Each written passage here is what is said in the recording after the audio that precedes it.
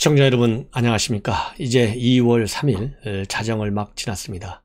지금부터 전옥현의 안보정론을 시작하겠습니다. 우리 시청자 여러분들께서요 요즘 제 방송 구독자를 많이 늘려주고 계십니다. 대단히 고맙다는 말씀을 드리고요. 시청자 여러분들께서 제 방송이 그야말로 제대로 된 정부 여당의 실정을 비판하고 대안을 제시해 줄 수 있는 그러한 강력한 유튜버가 될 수 있도록 시청자 여러분들께서 조금 힘드시더라도요 주변 지인분들께 제 방송을 사랑하시는 여러분들께서 한 2명씩만 더 추천을 해주시고 권고해 주시면 제가 금방 내 70만 대군을 모시는 상당한 영향력을 갖는 유튜브 방송이 될 수 있습니다. 그래서 제 방송은 일체의 이 경비 지원을 받지 않습니다. 그렇기 때문에 빨간색 구독 버튼만 딱 눌러주시고 또 이 알람을 설정해 주시면은 제가 적시에 방송해 드리는 빠른 방송 그리고 이 정확하고 알찬 방송이 되도록 계속해서 노력을 다할 생각입니다. 시청자 여러분들께서 제가 그동안 2년여간 방송을 해왔는데요. 저의 이러한 이 노력을 아마도 조금은 인정해 주시지 않을까 하는 생각이 드는데요. 계속해서 구독자를 많이 늘려서요.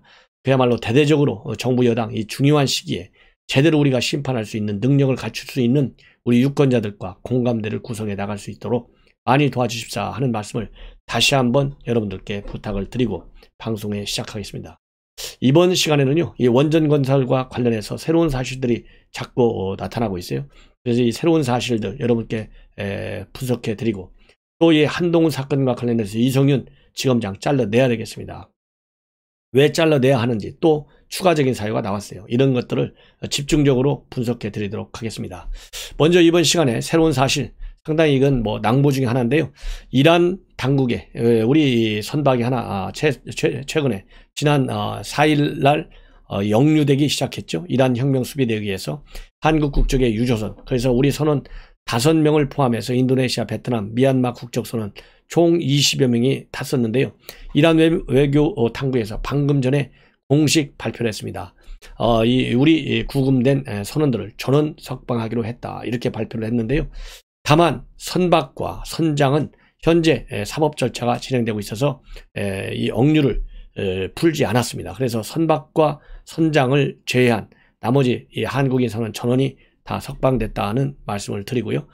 이 납포 이유는 당시에 기름 오염과 환경 오염 때문이었다. 이렇게 주장을 하고 있지만 실질적으로는 우리 국내은행에 동결되어 있는 이란 자금 문제 때문에 이란 당국에서 우리 선박을 억류해서 박연하려고 억류했다라고 하는 것이 정설로 되어 있습니다.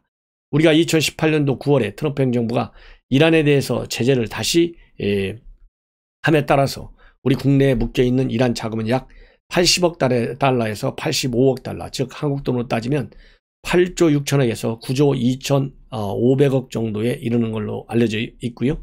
그리고 이번에 우리 선원들을 이렇게 억류를 해제하면서 이란 당국에서 발표한 내용을 보면 이란 외교부 장관과 그리고 우리 외교부 차관 최종원 간의 통화 내용도 공개했습니다. 그러면서 양국은 한국시중은행에 동결된 이란 자산 문제를 해결하기 위한 방안을 논의했다.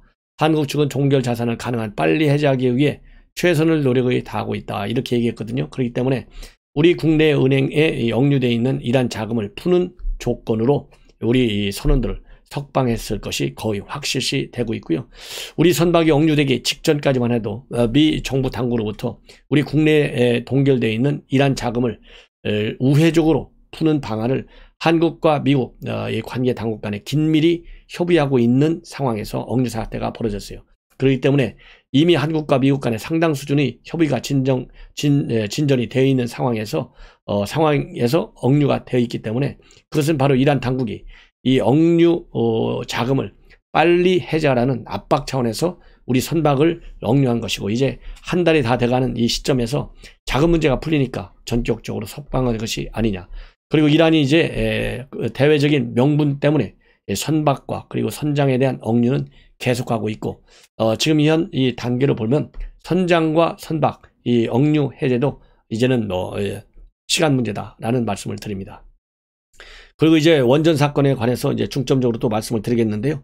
이 원전 사건이 갈수록 의혹이 더 커지고 있어요. 왜냐하면 갈수록 그 의혹이 커지는 가장 큰 이유 중에 하나는 바로 정부 여당이 압박 수위가 굉장히 높아지고 있습니다. 바로 최재성 이 정무수석이 거의 뭐 최후 통첩성으로 야당이 명운을 걸어라. 명운을 걸면 여당이 할 수 있는 모든 조치를 다 검토하겠다. 그래서 정말로 USB 공개하라는 얘기냐?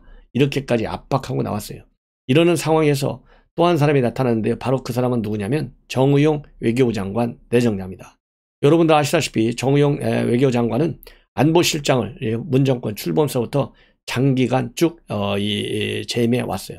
그렇기 때문에 남북관계 그리고 미북관계, 한미관계에 관해서 가장 많은 정보를 가지고 있는 분이잖아요. 이 정의용 안보실장이 지금 여러 가지 본인 청문회를 앞둔 상황에서 비리 의혹들이 하나둘씩 까지고 있는데 이런 비리 의혹이 한참 나오고 있는 과정에 느닷없이 기자회견을 자청해가지고 했는데요.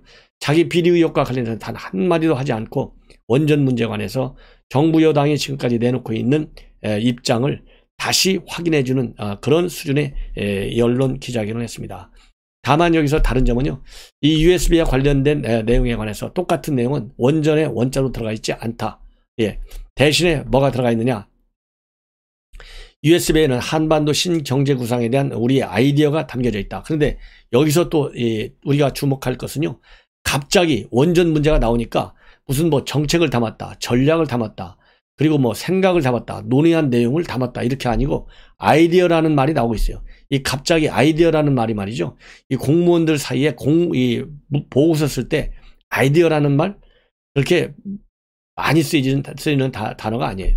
그래서 이렇게 갑자기 산업부에서 작성한 것도 아이디어, 그리고 정의용 외교장관 내정자가 얘기한 것도 아이디어. 이걸 보면 여권에서 이 원전 문제가 나오니까 대응 시나리오를 만들었을 거 아니에요. 대응 시나리오 중에 하나가 야 그거 아무것도 아니라고 얘기하려면 그냥 우리 아이디어라고 하는 게 낫지 않겠어? 그래서 나온 용어가 바로 아이디어다. 그래서 아이디어에 불과한데 그게 무슨 정책이고 전략이냐. 너무 앞서가지 말아라. 이렇게 야권의 비판을 잠재우기 위해서 아이디어라는 이 단어를 꺼냈다라고 하는 점이 공통점이고, 이 아이디어는 단어에 숨겨져 있는 의혹의 덩어리가 바로 아이디어라는 겁니다. 그래서 우리 야권 비판 세력의 이 입장에서 볼 때는 이 아이디어의 이 원천이 어디에서 나왔느냐. 그래서 제가 보기에는요, 바로 이어서 제가 말씀을 근거를 대겠지만은 이 아이디어는 바로 문재인 대통령한테 나온 거예요. 그렇기 때문에 이 아이디어를 가지고 나왔다고 본다면 문재인 대통령이 저는 지시를 한 데서 나온 것이 바로 이 아이디어다. 그래서 사실상 대통령이 원전이라는 말을 했건 말건 간에 결국은 이 월성 원전 폐쇄도 대통령의 입을 통해서 최초로 나와가지고 일사분란하게 그게 이행된 거 아니겠어요? 그런 것처럼 산업부에서 그리고 이 정의용 장관이 아이디어라고 얘기를 했다 하더라도 원 출처는 바로 대통령일 수밖에 없다라고 판단하는 것이 정상적인 사고의 흐름이다. 결론이다. 이렇게 저야 먼저 결론을 내놓겠습니다. 자, 그러면 정의용 실장이 이 안보실장 이 안보실장이 있을 때 있었던 일이잖아요. 뭐라고 돼 있냐면 몇 가지 협력 방안을 담았는데 그 중에 하나가 바로 에너지와 전력 분야에 있다. 그러면서 신재생에너지 협력, 북한이 낙후된 수력 및 화력발전소 재보수 사업, 몽골을 포함한 동북아 지역의 슈퍼그리드망 확충에 관한 대략적 내용이 포함됐다. 그러나 원전은 전혀 포함되지 않았다. 이렇게 밝히고 있어요. 그래서 에너지 분야에 관한 협력은 확실하게 전달된 것이 맞아요. 그렇기 때문에 이 원전을 넘어서서 이 화력 문제, 수력 문제, 그 다음에 이 가스 사업 문제, 이런 것까지 정부 차원에서 확고하게 연구해 그 내용을 북한에게 USB에 담아서 줬다는 것은 이제 확인된 내용입니다. 자, 그러면 여기서 또 한 가지 정의용 외교장관 내정자가 얘기한 것 중에 하나는요. 이것을 한국 정부 혼자 가지고 있었던 것이 아니고 이런 한국 정부의 아이디어를 누구하고 공유했느냐. 미국과 충분히 공유했고 이 미국에도 김정은에게 준 것과 똑같은 USB를 줬다. 그래서 미국한테 줬는데 뭐가 문제냐. 미국도 오케이 했다 이거예요. 그리고 6.12 미북 정상회담에서 우리가 제공한 것과 유사한 내용의 동영상을 제작을 해가지고 북한에 아이패드로 시연까지 해줬다. 그러니까 이 한미 공조를 해서 한 거기 때문에 원전 제공해줬다고 원전과 관련된 이 문제를 김정은이하고 했다고 단정하지 말라 이렇게 돼 있거든요. 근데 이 문제에 관해서 정의용 장관 후보자가 얘기하는 것도 의문이 많아요. 자, 정의용 이미 미국 내에서도 이 신뢰를 잃은 사람이에요. 왜냐하면 저 볼튼 장관이 그랬잖아요. 사실상 미국과 북한 간 정상회담은 트럼프 대통령이 낸 것이 아니고 정의용 안보실장이 낸 것이다. 그래서 이 모든 외교적인 춘판은 한국이 만든 것이다. 이렇게 이 비판적 시각을 볼튼이 자서전을 통해서 내놨어요. 이걸 보면 이미 미국 내에서는 미국 간의 정상회담이 굉장히 말하자면 실패로 끝났잖아요. 그러면서 실패로 끝나된 결정적 요인 중에 하나는 정의용 안보실장, 서훈 국정원장 이런 사람들만 즉 한국 측 외교안보 책임자들만 말을 많이 믿는 거에 실책이 있었다. 이렇게 해서 신뢰성이 상당히 상실된 상황이에요. 그렇기 때문에 USB를 줬다고 그대로 줬다고 하는 것을 또 믿을 수가 없고요. 설령 USB는 그대로 줬다 하더라도 이 제공한 시기가 바로 5.26 2차 정상회담 때 준 것으로 지금 확인이 되고 있지 않습니까? 자, 그렇다고 본다면 이 5.26 2차 정상회담 때 줬는데 줬을 때 과연 이 문건만 USB만 줬겠느냐? 구체적으로 김정은과 문재인 대통령 간에 구두로 어떤 도보달에서 대화를 내용을 했느냐? 그리고 그 이면 채널을 즉 국정원과 통전부 핫라인을 통해서는 이 에너지 지원 문제와 관해서 또 추가적으로 원전 문제 그러니까 정의용 실장이 얘기한 대로 그냥 원전을 빼놓은 나머지 에너지 협력을 돈이 담겨져 있다라고 믿어보자고요. 그러면 이 다른 채널을 통해서는 원전 지원 문제가 일체 고려이 됐느냐 안 되느냐 이런 것까지도 전부 이번 기회에 파헤쳐야 되겠다는 말씀을 드립니다. 예. 그리고 또 하나 이제 새로운 사실 중에 하나는요. 이건 문화일보가 어제까지 집중적으로 취재한 내용에 따르면은 지금 대전지검에서 이 월성 원전과 관련된 수사를 하고 있는데 지금까지는 이 경제 조작, 그다음에 삭제, 증거 인멸 이런 감사 방해 이런 거에 대해서 수사력이 집중되고 있고 민간 사찰 문제에 대해서도 수사가 진행될 수밖에 없는 상황인데요. 이렇게 북한 원전 지원의 문건이 나오면서 이제는 이 문건이 작성된 시점이 바로 탈원전을 집중적으로 검토하는 시기에 나왔기 때문에 그리고 관련 이 파일에서 다 한꺼번에 튀쳐나왔잖아요. 그러다 보니까 이 월성 원전 사건과 관련된 북한 원전 지원 문제 왜냐하면 신한울 3, 4호기를 갖다가 북한에 전력을 공급하는 그 방법 중에 하나로 신한울 건도 3가지 방안 중에 하나로 거론됐지 않습니까? 신한울 3, 4호기도. 그렇기 때문에 이번 대전지검에서 북한 원전 문제까지도 다 수사를 해야 된다라는 지금 법조계의 시각들이 나오고 있고 그러려면은 검찰 수사와 별도로 특검을 통해서 하는 것이 훨씬 더 효율적이라는 얘기까지 나오고 있고요. 그리고 검찰에서는 이 원전 부건추 즉 북한 원전 건설 추진 방안과 관련된 문건이 백데이터와 기초 자료까지도 모두 관련 포렌식을 통해서 보관한 것으로 지금 알려지고 있습니다. 그렇기 때문에 지금 검찰에서는요. 백데이터와 기초 자료까지 가지고 있기 때문에 지금 언론에 보도되고 있는 파일 목록 플러스 엄청난 정보 자료를 다 가지고 있어요. 그렇기 때문에 검찰에서 이제 이 분야에 대한 수사도 해야 되겠고요. 이 백데이터와 기초 자료를 복원했다라는 것을 이 자료로 활용해서 이 국민의힘 측과 그리고 NGO 측에서는 추가적으로 고발을 해서 왜냐하면 지금 이 원전 사건에 대한 이 수사 감사도 그리고 이어진 검찰의 수사도 당시 산업위원장이었던 이종구 위원장이 이 감사원의 감사가 필요하다. 그래서 감사를 제기함에 따라서 이루어진 거라잖아요. 그래서 그런 것처럼 그리고 월성 원전에 대한 검찰의 본격적 수사도 이 국민의힘 측에서 문제 제기를 해가지고 고발해서 이루어지는 거거든요. 그래서 이번에 백데이터와 기초 자료가 딱 이제 나왔잖아요. 그리고 파일명이 나왔잖아요. 그래서 이 국민의힘 측에서는 빠른 속도로 이 북한 원전과 관련된 검찰의 수사를 촉구하는 고발을 해라. 어차피 특검은 되지 않지 않습니까? 왜냐하면 특검하려면 국회에서 통과돼야 되는데 국회 통과시킬 의석수가 없잖아요. 그렇기 때문에 그것은 그냥 정치 공세에 불과해요. 국조도 마찬가지입니다. 절대 통과가 안 됩니다. 103명 의석자리 가진 정당이 무슨 놈의 국조를 하겠어요. 천만의 말씀이죠. 따라서 이제 유일하게 남은 것은 검찰 고발밖에 없다. 그래서 하루빨리 북한 원전과 관련해서 국민의힘 측에서는 바로 고발을 해라. 내일 당장이라도. 그래서 공수처가 작동되기 전에 검찰에서 빠른 속도로 이 북한 원전 지원 문제도 수사할 수 있도록 조치를 취하는 것이 굉장히 시급하다는 말씀을 드립니다. 예. 그리고 이 문재인 대통령의 구체적으로 어떤 지시를 했는지도 반드시 앞으로 이제 야당에서 이걸 밝혀내야 되겠고요. 여당에서 스스로 이거를 밝혀라라고 말씀을 드리고 싶습니다. 왜냐하면 이 보고서가 5월 2일부터 작성되기 시작했어요. 5월 2일 날, 그 다음에 5월 14일 날, 5월 15일 날. 5월 2일 날에는 남북 경협 원자력 분야에서의 전문가 명단이 나왔고요. 그 다음에 또 하나는 이 캐도 관계자 명단도 5월 2일 날 나왔어요. 파일이. 그리고 5월 14일과 15일 날 북원주 버전 1과 버전 2가 나왔습니다. 근데 이 사전에 보고서가 작성되기 이전 한 보름 전쯤에, 즉 4월 30일 날 문재인 대통령이 뭐라고 지시했냐면요. 그러니까 4월 27일 남북 정상회담 직후에 지시한 내용입니다. 문재인 대통령이 수보회에서 지시를 했어요. 뭐라고 지시했느냐. 속도감을, 후속 조치를 속도감 있게 추진하라. 여건이 갖춰져야 하는 사건은, 여건이 갖춰져야 하는 것은 사전 조사 연구부터 시작하라. 이렇게 돼 있거든요.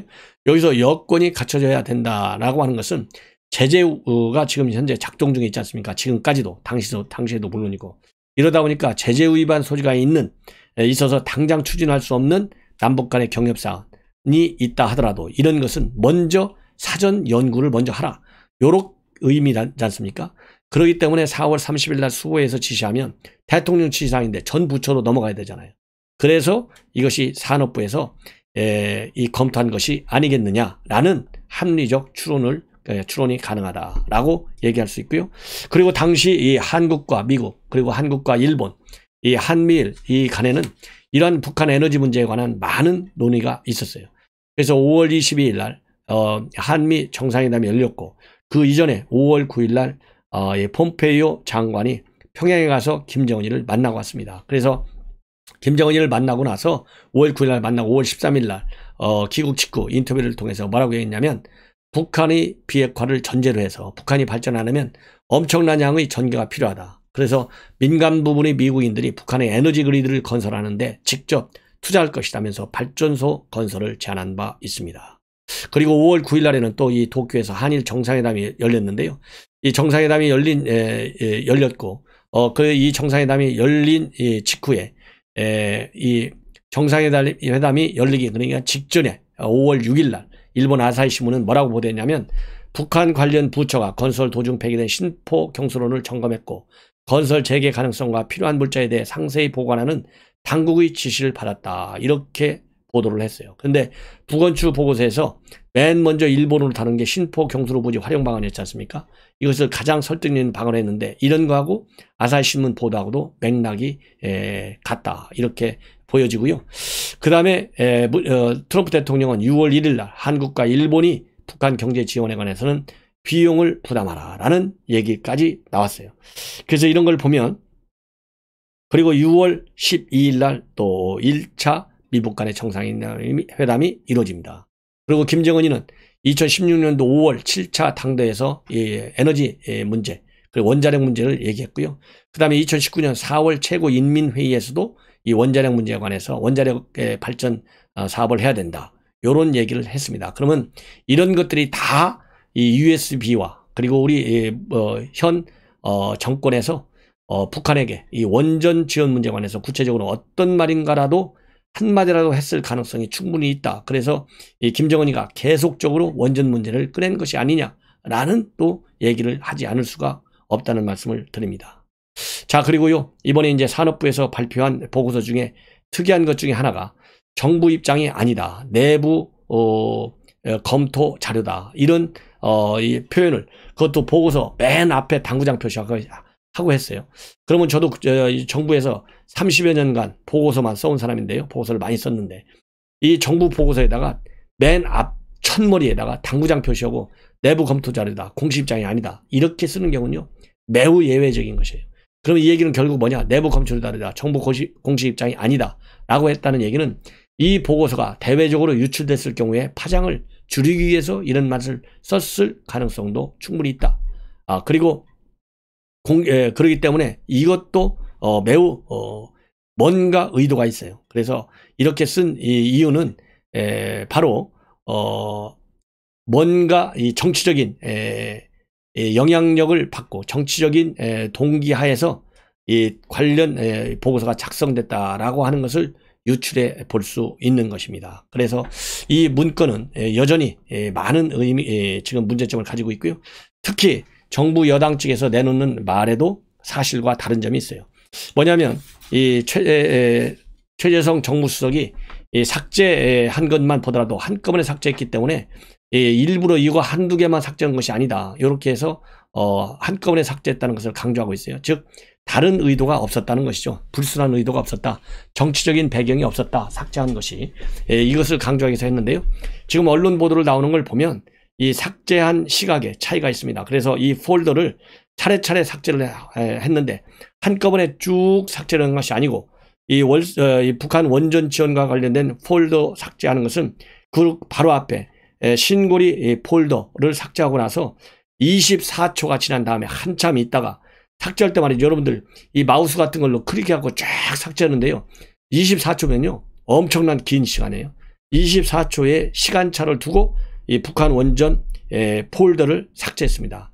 처음에는 이 삭제한 내용의 보안성을 지키기 위해서 본래 있는 보고서의 내용을 싹 지우고 거기다가 새로운 내용을 덮어버려요. 그리고 나서 파일명도 싹 바꿔요. 이런 식으로 지우다 보니까 530개를 지우려니까 시간은 없고, 왜냐하면 2019년 12월 1일 밤 11시 24분부터 12월 2일 새벽 1시 16분까지 지웠거든요. 그러니까 1시간 반 정도 지웠는데 530개 지우려면 얼마나 힘들겠어요. 그러니까 나중에 시간이 없으니까 쭉 지워 나가다가 딱 북한 원전 지원권만 24초가 지난 다음에서야 지운 게 된 거예요. 이것도 바로 이 정부 당국에서 청와대에서 얘기한 거와는 다른 내용이다. 이런 거를 볼 때는 뭔가 의혹이 계속 제기될 수밖에 없다는 말씀을 드립니다. 그래서 여러분들께서 이제 나름대로 굉장히 큰 흐름을 이제 잡으실 수 있을 텐데요. 제가 조금만 더 자세히 말씀을 드리면 5월 2일, 5월 14일, 5월 15일 이 세 차례에 걸쳐서 파일을 작성했습니다. 그리고 5월 24일 날 풍계리 실험장을 폭파했어요.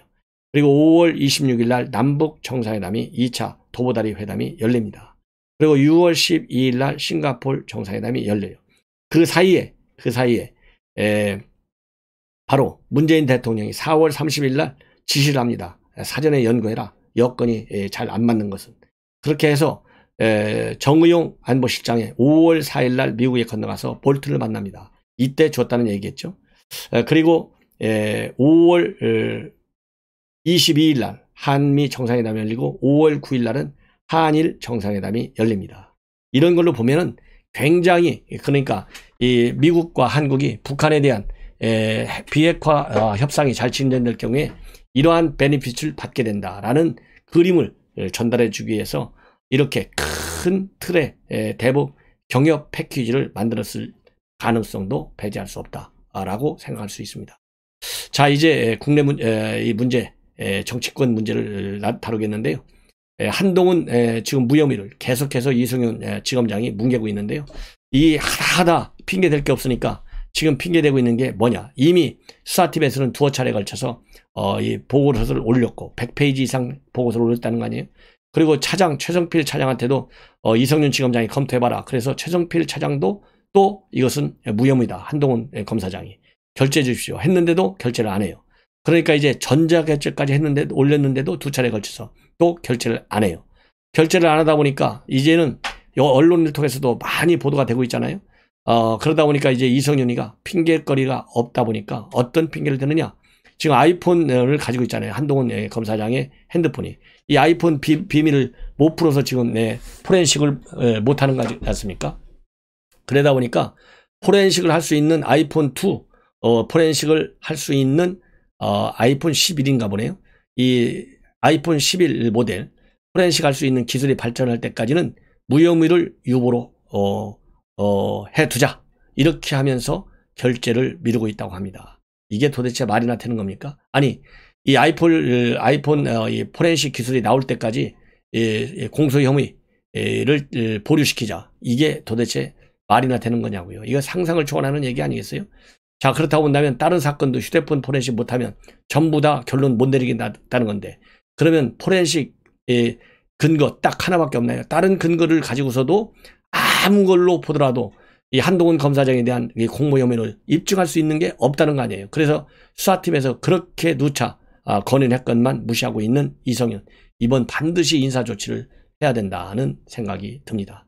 그런 사이에 이 채널A 강요 미수 의혹으로 구속돼 있던 이동재 채널A 기자가 이제 2월 4일 날 구속 만료됩니다. 심금별로 최대 6개월간 구속되게 돼 있어서 작년 7월 17일 구속된 이후 202일 만에 이제 출소하게 되고요. 작년 10월 달에 보석도 신청했지만은 법원에서 결정을 하지 않고 있고, 이 법원에서는 이 증인들이 출석을 안 하니까 이 검찰 조서를 근거로 해서 재판을 진행했다. 이래서 이동대 기자 측에서 강력히 반발하고 있는 상황입니다. 그리고 친문 황교익 음식평론가도 아주 유명한 사람이죠. 그야말로 친문 핵심 중에 핵심이에요. 이 오래간만에 이 맛 칼럼니스트인데 이 양반이 제대로 된 얘기를 좀 한 것 같아요. 요즘 강원래 씨, 그 다음에 JK 김동욱, 그야말로 많은 문바들의 비판을 받고 있어요. 그런데 이분들을 비판하는 문바들에 대해서 이 비판 세력, 사회악이다. 아무리 문 지지자라 하더라도 사회악이고 일종의 테러를 가하는 사람들인데, 이러한 사람들 문바는 말하자면 민주공화국의 적이다. 아무리 문재인 대통령이 지지자라고 해도 민주공화국의 적인 건 맞다. 그래서 강원래와 김동욱이 테러에 의해 불이익을 당했다고 해도 문재인 블랙리스트라고 하면 안 된다. 국가 권력이 나서서 강 씨와 김 씨에게 불이익을 주는 것은 아니다. 그럼에도 문재인 정부 입장에서는 부담스러운 일이라며 민주공화정의 원칙이 깨지는 일이 문재인 정부에서 일어나고 있기 때문이다. 예. 그리고 이 황교익 씨는 주장이 강원래와 김동욱 씨가 만약에 문재인 정부 비판으로 불이익을 당한 것이 있다면 원상 회복시켜야 된다. 민주공화정의 원칙을 어기고 테러를 강한 불안당들에게 굴복하는 국가에서는 안 된다. 예. 그리고 또 이 황교익 씨 다른 또 이 페북의 글을 통해서는요, 문재인 정부를 비판했다는 이유로 울산 방송이 김동욱을 하차시켰다면 나는 김동욱 편에 서겠다. 울산 방송은 김동욱이 문재인 정부를 비판했다 해서 그를 하차시켰느냐? 답을 하라. 이렇게 지금 비판을 하고 있습니다. 예. 그래서 이 황교익 씨도 이제 이러다가 살살 이제 이제 친문재인 활동에서 돌아설 가능성도 있는 것이 아닌가 하는 일말의 기대를 가져본다는 말씀을 드리고요. 자, 이제 조국과 관련된 얘기인데요. 서울대 교수들 가운데에서 검찰 기소 처분을 받은 교수가 13명인데 그중에서 징계를 받지 않은 교수는 딱 조국 한 사람밖에 없다. 그리고 조국은 직위가 해제됐고 그럼에도 불구하고 여전히 봉급을 받고 있고, 이 봉급이 얼마나 되느냐 이렇게 곽상도 의원이 서울대 측에 문의를 했는데요. 답을 안 하고 있다고 합니다. 그래서 현재 약 월급 255만 원 정도를 받고 있을 것이다. 그리고 징계를 하지 않는 이유 중에 하나는요, 다른 교수들은 전부 징계 절차가 3개월 이내에 전부 다 시작됐는데 이 조국 장관의 경우에는 작년 1월 13일 날 검찰 기소 사실이 통보됐는데 1년이 넘게 지난 지금까지도 징계 의결 요구가 이루어지지 않고 있어요. 그래서 징계 의결 요구권자는 서울대 총장으로 돼 있는데 서울대 총장은 여전히 제가 보기에는요, 서울대 총장도 고발해야 될 것 같아요. 직권 남용 혐의로. 그래서 이 최종적인 기소 관련 자료를 통보받지 못했다. 이런 핑계를 대면서 지금 현재 의결을 유보하고 있는 상황이다. 이렇게 보류하고 있는 상황이라는 말씀을 드립니다. 그리고 조국 딸 다 뭐 필기 그다음에 실기시험 다 합격했지 않습니까? 그러다 보니까 의사단체 당이 그리고 나서가지고 이면택 대한 소아청소년과 의사회 회장인데요. 부산대 총장, 부산대 의전원 대학 원장, 고려대 총장을 검찰에 고발했습니다. 검찰에 고발했고 유은혜 교육부 장관은 지금 현재 부정입학 문제에 대해서 법적 검토 중이다라고 해서 이번 고발에는 제외했는데 2월이 가기 전에 조속히 이 문제를 마무리하려면 추가 고발하겠다. 이렇게 지금 현재 압박을 하고 있는 상황이라는 말씀을 드리면서 심야 방송을 마치겠습니다. 시청자 여러분들께서 제 방송 들으시고 편안히 주무시기를 바랍니다. 내일 아침 일찍 또 중요한 뉴스로 여러분들을 모시겠습니다. 대단히 고맙습니다.